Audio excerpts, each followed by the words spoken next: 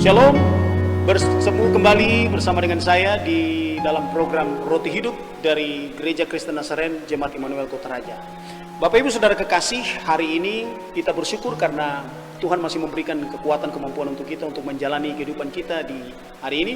Dan Bapak Ibu Saudara, ada pesan penting yang akan saya bagikan untuk Bapak Ibu Saudara. Namun sebelumnya Bapak Ibu Saudara, kita berdoa terlebih dahulu. Mari kita berdoa. Tuhan, kami bersyukur untuk kesempatan hidup yang telah Tuhan berikan untuk kami. Kami bersyukur untuk nafas, kekuatan, bahkan juga kemampuan untuk kami menjalani tantangan-tantangan kehidupan kami. Kami bersyukur, kami nyerahkan sepenuhnya Tuhan waktu ini di mana kesempatan kami bisa ada di dalam program Roti Hidup dari Gereja Kristen Nazaren Jemaat Immanuel. Biarlah Tuhan Allah ketika kami membaca kebenaran firman Tuhan, ini dapat menjadi penguatan untuk kami Tuhan, untuk melangkah terus Tuhan, untuk menantang segala tantangan hidup dalam kehidupan kami. Demi nama Tuhan Yesus Kristus, berkati firman Tuhan ini. Amin. Bapak Ibu Saudara kekasih, saya mengajak Bapak Ibu Saudara kekasih untuk membaca ada bagian firman Tuhan yang akan saya bagikan untuk Bapak Ibu Saudara yang terambil dari 2 Timotius, surat Rasul Paulus kepada Timotius, surat 2 Timotius pasal yang ketiga ayat 1 sampai dengan ayat yang ke-9. Sekali lagi, surat 1 Timotius, 2 Timotius pasal yang ketiga ayat yang pertama sampai dengan ayat yang ke-9. Keadaan manusia pada akhir zaman, saya bacakan. Ketahuilah bahwa pada hari-hari terakhir akan datang masa yang sukar. Manusia akan mencintai dirinya sendiri dan menjadi hamba uang. Mereka akan membual dan menyombongkan diri. Mereka akan menjadi pemfitnah.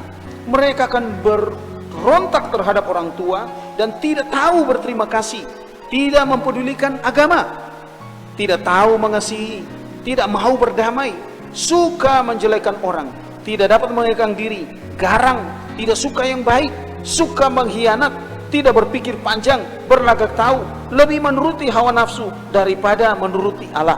Secara lahiriah mereka menjalankan ibadah mereka, tetapi pada hakikatnya mereka mengingkari kekuatannya. Jauhilah mereka itu. Sebab di antara mereka terdapat orang-orang yang menyelundup ke rumah-rumah orang lain dan menjerat perempuan-perempuan lemah yang syarat dengan dosa dan dikuasai oleh berbagai-bagai nafsu, yang walaupun selalu ingin diajar, namun tidak pernah dapat mengenal kebenaran. Sama seperti Yanes dan Yambres menentang Musa, demikian juga mereka menentang kebenaran. Akal mereka bobrok dan iman mereka tidak tahan uji.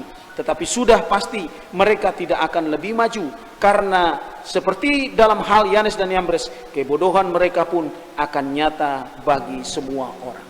Bapak Ibu kekasih Kristus, ini adalah surat Rasul Paulus kepada anak kekasihnya Timotius.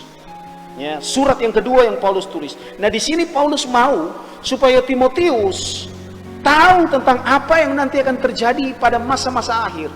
Dimaksud di sini adalah masa-masa akhir adalah masa-masa di mana Injil diberitakan secara gencar, masa di mana Injil diberitakan secara luas seluruh dunia. Nah, Bapak Ibu Saudara kekasih, ada 3 bagian penting yang saya akan bagikan lewat kebenaran firman Tuhan ini. Yang pertama, masa-masa akhir itu akan ditandai dengan datangnya masa yang sukar. Ada di ayat yang pertama. Ketahuilah bahwa pada hari-hari terakhir akan datang masa-masa yang sukar. Saudara, kita semua sedang mengalami masa yang sukar. Kita semua sedang ada di dalam masa yang sukar, masa kesusahan, masa di mana kita dikejutkan dengan sebuah wabah, virus, wabah yang tiba-tiba menyerang bukan hanya kita, tapi seluruh penduduk di muka bumi. Semua dunia bergetar, semua dunia terkejut dan memakan korban begitu banyak jiwa. Itu menggetarkan hati kita semua. Bahkan kita semua yang ada di sini, kita pun bertanya-tanya, akankah wabah ini juga menyerang kita? Dan ternyata wabah itu sampai juga kepada kita. Tapi puji Tuhan Bapak Ibu Saudara, kita masih tetap diizinkan masih ada sampai dengan saat ini. Nah, tapi yang kita harus tahu bahwa Memang ini sudah dinubuatkan, akan tiba pada masa-masa akhir, akan datang masa yang sukar. Kesusahan-kesusahan itu akan datang kepada kita. Siap atau tidak siap, masa itu akan tiba. Dan sekarang masa itu sudah tiba. Saudara lihat Bapak Ibu Saudara, kita semua sedang mengalami itu. Karena itu kita pahami bahwa yang kita sedang hadapi ini adalah masa-masa yang sukar. Kemudian Bapak Ibu Saudara, pemahaman yang kedua, poin penting yang kedua adalah masa-masa akhir ini juga akan ditandai dengan situasi kondisi yang berubah pada keadaan manusia, atau masa-masa ini juga akan ditandai dengan jatuhnya moralitas manusia. Itu ditulis dari ayat 2 sampai dengan ayat yang ke-7. Saya tidak usah bacakan lagi, tetapi Bapak Ibu Saudara, saya ambil contoh di ayat yang kedua, ya, karena ada hal penting yang saya akan bagikan di situ. Manusia akan mencintai dirinya sendiri dan menjadi hamba uang. Mereka akan membual dan menyombongkan diri. Mereka akan menjadi pemfitnah. Mereka akan berontak terhadap orang tua dan tidak tahu berterima kasih dan tidak mempedulikan agama. Satu topik penting yang akan saya soroti di sini adalah manusia akan mencintai dirinya sendiri. Sekali lagi poin yang kedua, masa-masa akhir yang sulit ini akan juga ditandai dengan jatuhnya moralitas manusia. Kebusukan tingkah laku dan kerusakan tabiat manusia, salah satu disebutkannya di sana di ayat yang kedua adalah mencintai dirinya sendiri, atau kata yang sering kita dengar, egois. Bapak Ibu Saudara, manusia semakin egois. Buktinya, ketika terjadi wabah virus ini, lalu kemudian batasan-batasan dilakukan oleh pemerintah, lihatlah semua orang kemudian menyerbu ke pasar-pasar, ke pusat-pusat perbelanjaan, lalu kemudian mereka memborong setiap belanjaan-belanjaan atau kebutuhan-kebutuhan pokok. Kelihatannya baik untuk mengantisipasi akan kebutuhan pribadi. Tapi Bapak Ibu Saudara, lihatlah, barang-barang yang biasanya kita dapat dengan mudah sekarang menjadi susah. Bahkan terjadi penimbunan barang-barang tertentu, kebutuhan-kebutuhan pokok. Bahkan terjadi lonjakan harga, peningkatan harga jual, dan itu sangat menyusahkan kita. Tapi Bapak Ibu Saudara, sadarkah kita bahwa kita sedang ada dalam sebuah masa yang sukar dan yang ditandai dengan keegoisan manusia. Bapak Ibu Saudara, kita belajar dari peristiwa ini. Semua penting, semua butuh, tetapi harus tahu batasannya, harus sesuai dengan apa yang kita butuhkan. Tetapi nyatanya manusia mengambil dari apa yang dia butuhkan, lebih dari apa yang dia butuhkan. Karena itu Bapak Ibu Saudara, kita harus waspada. Spirit ini jangan sampai masuk ke dalam rumah tanggamu, ke dalam gerejamu, secara khusus dalam pribadi Anda. Bapak Ibu Saudara kekasih, itu yang kedua. Yang ketiga, saya lompat di ayat yang ke-10. Ayat 10, Rasul Paulus memberi peringatan untuk Timotius dengan ayat yang ke-10, tetapi engkau telah mengikuti ajaranku, cara hidupku, pendirianku, imanku, kesabaranku, kasihku, dan ketekunanku. Karakter-karakter ini yang mau ditekankan oleh Rasul Paulus. Bagaimana Timotius harus melihat kepada siapa yang pernah mengajarkan tentang kebaikan, siapa yang pernah mengajarkan tentang hal-hal baik, prinsip-prinsip hidup yang baik kepada dia. Rasul Paulus berkata, ikuti ajaranku. Ajaran Rasul Paulus adalah ajaran berdasarkan Injil. Ajaran Rasul Paulus adalah ajaran yang benar. Cara hidupku, pendirianku, imanku, kesabaranku, kasihku, dan ketekunanku. Bapak Ibu Saudara, sebagai hamba Tuhan, saya datang kepada Ibu Saudara dalam program Roti Hidup. Bapak Ibu Saudara, kali ini mari kita belajar. Kita belajar dari seruan Rasul Paulus kepada Timotius, miliki cara hidup yang benar.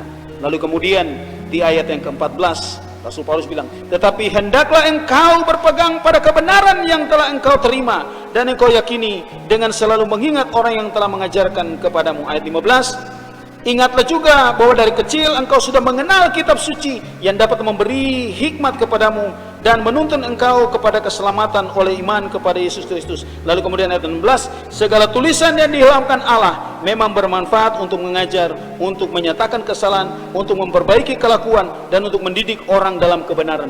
Lalu Paulus tutup, dengan demikian tiap-tiap orang manusia kepunyaan Allah diperlengkapi untuk setiap perbuatan baik.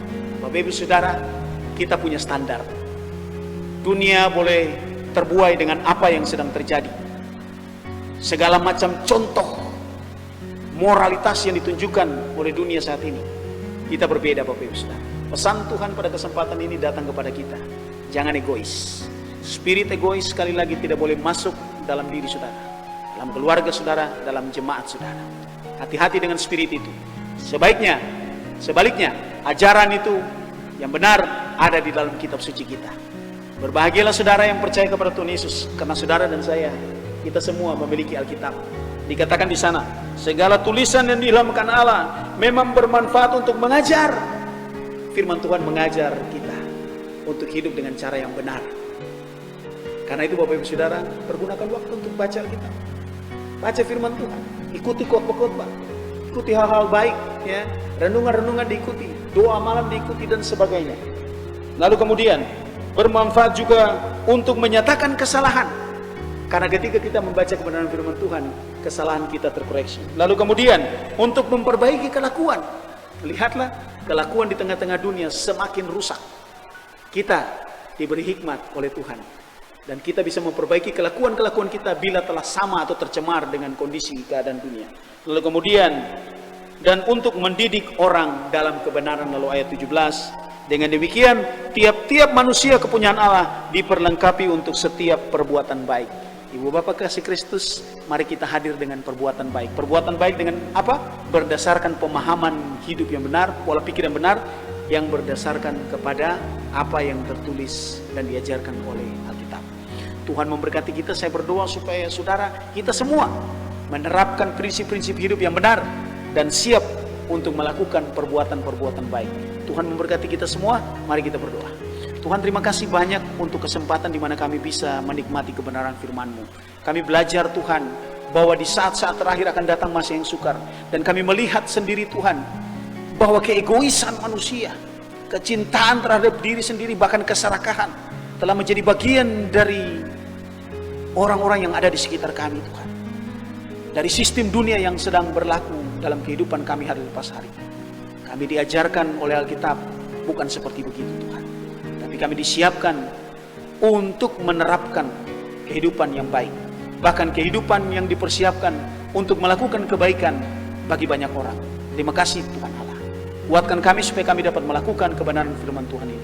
Dalam nama Tuhan Yesus kami bersyukur dan berdoa. Amin. Tuhan memberkati saudara. Sampai berjumpa di lain kesempatan, tentunya masih tetap di program Roti Hidup Gereja Kristen Nazaren Jemaat Immanuel Kota Raja. Shalom.